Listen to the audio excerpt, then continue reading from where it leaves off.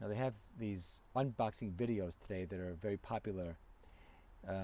Back in the day, you would buy a gadget and you'd have a weighty full manual, hundreds of pages on how to operate it.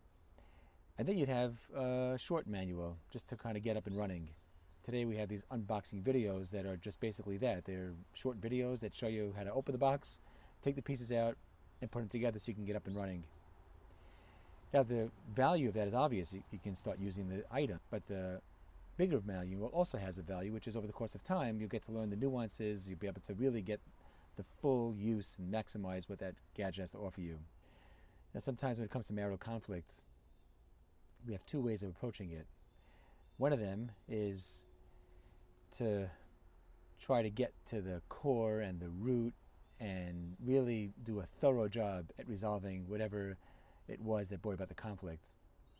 But a lot of times when the conflict takes place, we're missing either the time or the energy or the level of connection to take an issue to that level. And that therefore it may make more sense to unbox the conflict, which means a little bit of a shorter version to deal locally with whatever came up, whether it's an apology, whether it's indicating that you really didn't mean to be hurtful.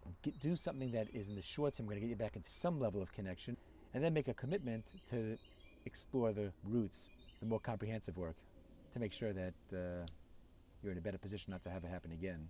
But unfortunately, sometimes couples just try to get it all done at a time where they're just not ready for it.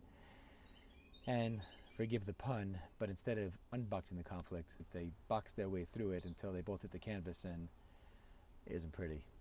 So let's think about using the short manual at the right time, the long manual at the right time, so that with the two of them we can maximize the most that we get out of our marriages.